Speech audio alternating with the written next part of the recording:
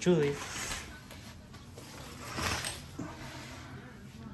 Today po is December 23 at wala pa ring snow dito sa Ontario, St. Thomas. Maulan po siya ngayon. Yan yung labas. Basang-basa ang daan at highway. At ngayon po ay off na namin. Holiday leave. Kaya may plano kaming bibili ng bigas kasi may discount daw eh.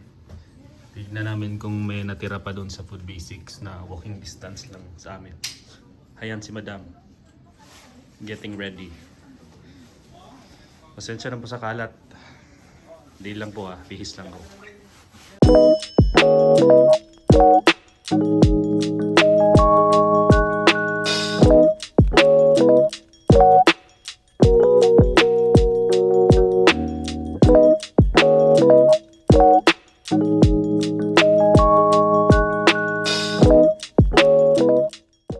Yan.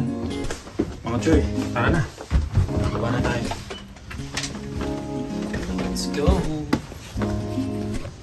Medyo drizzly ang ating panahon ngayon.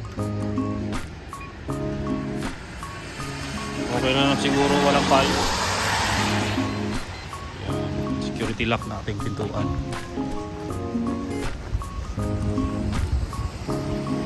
Mataligsik. Mataligsik. Tara. Priority pedestrian.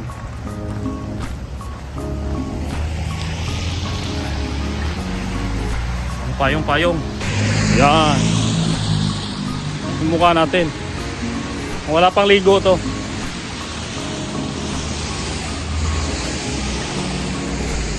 Mga 1 kilometer away lang yata din yung ano namin. Yung bilihan. Kaya malapit lang. Saka may backpack tayo dala. Hindi pang kurma yan. Lagayan ng bigas yan mga Choy, diba? Pag merong nakita kaming mga sale na bigas, edi diretso na sa backpack. Masira kasi yung ano namin eh. Tawag ito? Trolley bag ba yun? Tanggal yung gulong eh. Di pala sa amin yun, hiram lang. Di pa namin napalitan. Medyo maulan.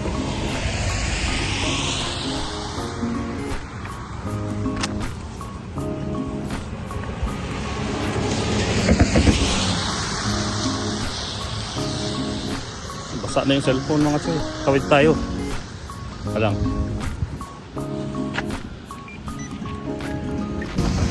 Dito tayo sa shortcut. Ayan. Dito ang gilid ng kalsada. Ayan. Pero dito kami dumadaan sa realest ng train. Ayan o. Yan lang yung Food Basics. Yung building na kulay green. May green yan. Lapit lang. Hindi masyadong malayo. Walking distance lang din talaga.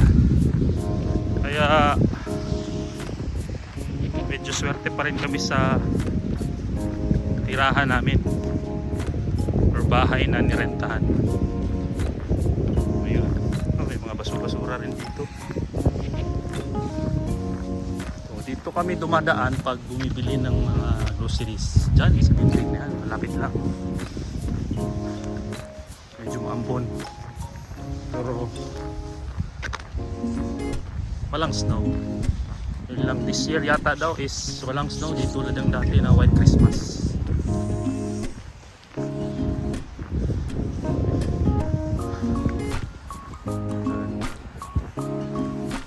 Ano, itong train na to, railway, wala na to. Hindi na to ginagamit nung dati pa. Malapit na kami. Mga 50 meters. Yan. Diba? Oo. Hindi takot sa ulan dito, pero pag sa Pinas takot sa ulan kasi pag naambunan daw nilalagnat agad. Ito ba yun talaga? Ha? Ha? Totoo ba yun? Down below. Comment down below kung totoo ba yun. Yung paniniwala natin sa Pinas na pag naambunan, nilalagnat. Dito, wala namang mga puti na nagpapayong. Minsan nga gusto pa nila ng ulan, hindi naman sila nilalagnat. Di ba? Comment down below na lang. Or bash us below.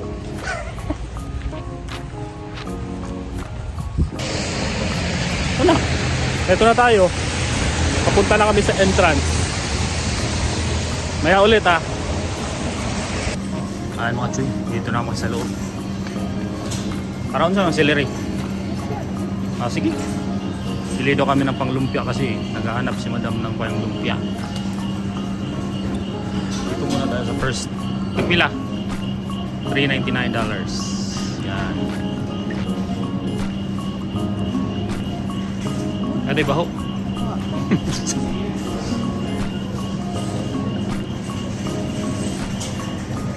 Green onions.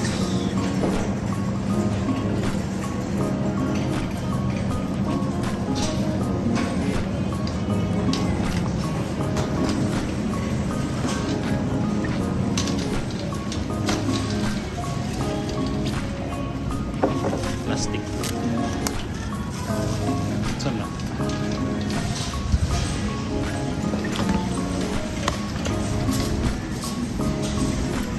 Ano? Papaya, $198. Wow.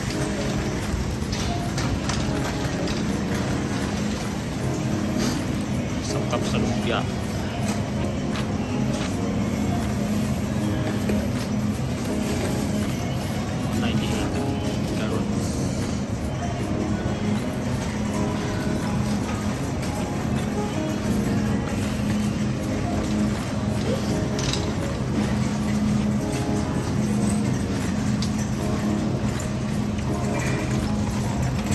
Ground pork, ay beef.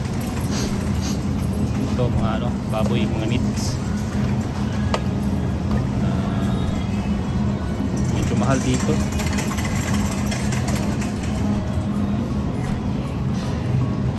Meron pa rin naman kasi kaming stock sa bahay kaya. Sa'yo pork?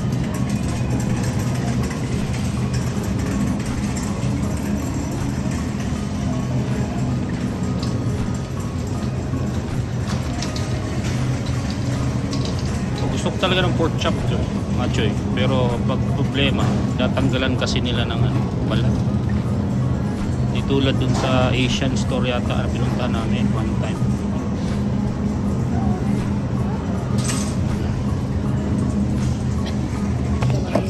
Hanap tayo na maliit. Price is $4.39. Ito kasi malaki oh. Ano ba to? Well, di kayang ubusin yan, baka masayang lang. Sobrang dami ng meat sa bahay. Ito, dito tayo sa manukan. Pili tayo ng pang yung ginawa namin po dati na ano, manok na pinahapa. May merinda, ano ba yun, Mountain Dew. 12.40, isang buong manok yun. So, sige, kunin natin. Oh my god, lemongrass. Alam niyo kung magkano to? Ha? Ayun po, presyo. Yan. Grabe naman tong lemongrass na to. Parang nilagay sa loob ng pencil case. So, $4. My god. $2. Tapos dalawa kinuha namin kaya $4. Di kasi masasarap yung ano pag wala nito. Dito tayo sa bacon section. Ibang presyo. $4.99. Ibang brand. Pero ito kasi paborito namin pag every Sunday after ng simba di lutong tamad pa. Ano ba ang brand mo sa una? Ito tag $3.88.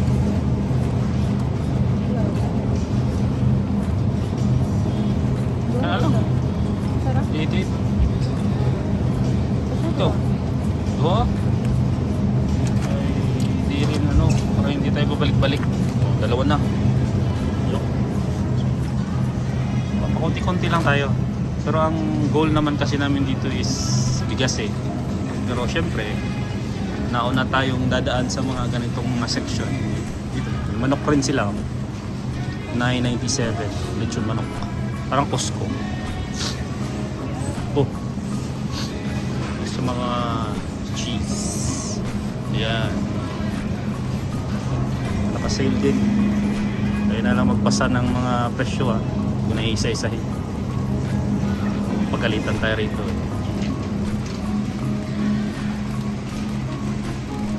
Cheese. Ano nga cheese? Mozzarella cheddar cheese. Yan.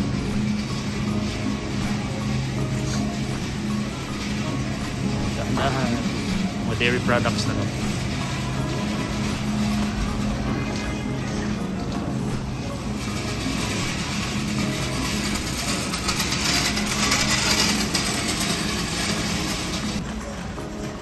Parang sawi kami sa pagpunta rito.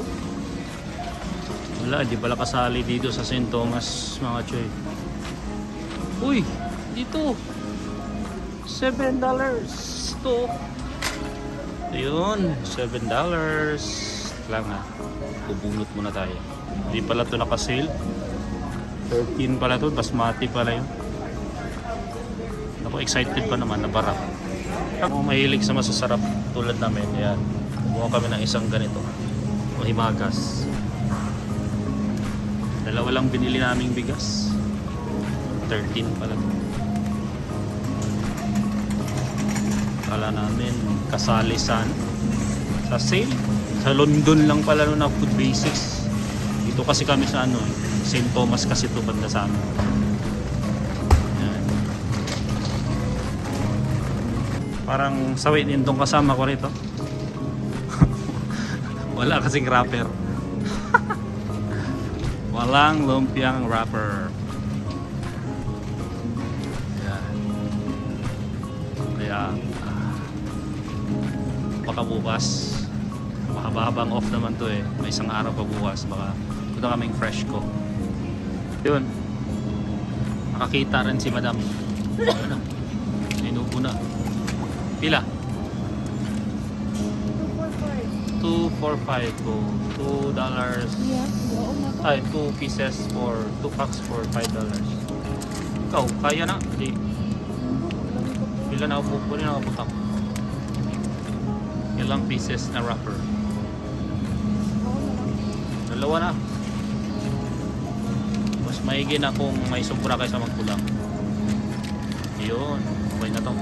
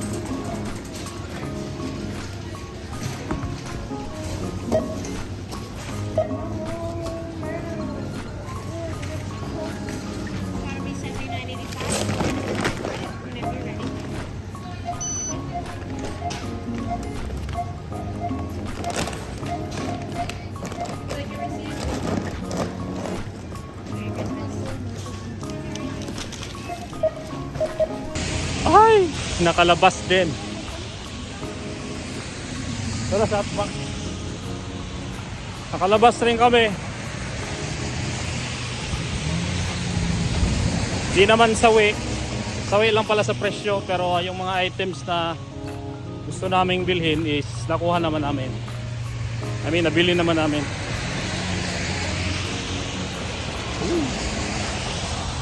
Balik uli kami sa daan. Same road, same pathway.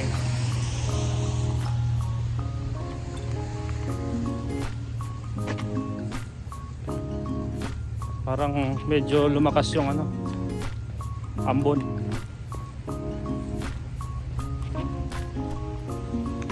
Gamit talaga yung backpack plus ito pa, oh, extrang bag. Tapos yun si madam, may bag rin si madam. Ano lang kami mag-grocery dito. Grocery dito.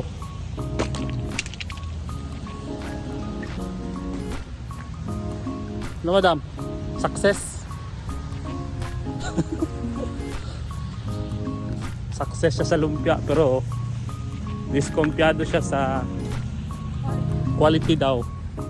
Eh malalaman natin pag prepare na natin yung lumpia na yan. Tsaka ako naman yung manok na pinahapa sa soft drink, sa Sprite or Mountain Dew. Problema, nakalimutan namin yung Mountain Dew. Mas mura pa naman doon. Eh meron naman kaming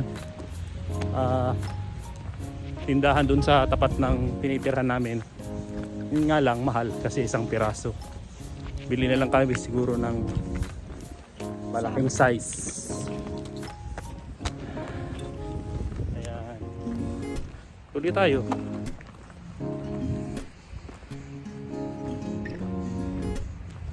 Diba? Tahimik. Tahimik sa lugar dito pag gabi. Ay nga pala, it's been pila na naman. It's been 4 months na yata since yung huling vlog namin. Ano lang kasi, katuwaan lang kasi. Kaya yun. Ayun, nakapag start na rin ang trabaho at natanggap na rin as regular. Tapos si Mrs. post na siya sa kanyang first sem at magpe-placement na pala siya by next year January. Hi uli mga choy, dito na pala kami sa bahay at naligpit na namin yung pinamili namin at nakapagbihis na rin uli ng pambahay. Ayan si Mrs. Nakarelax na, nod na ng TV, Ninong Rai. Ito pala yung summary ng parang essay pinamili namin. Saglit na baliktarin ko lang yung camera. At yan, ang suma total is $79.85. So kaya na magbasa, yan lang yung mga pinamili namin. Konti lang, konti lang. May mga dinagdag lang kami dyan na hindi naman masyado kailangan. Pang lang, panghanda sa Pasko. At ayan, lang siya.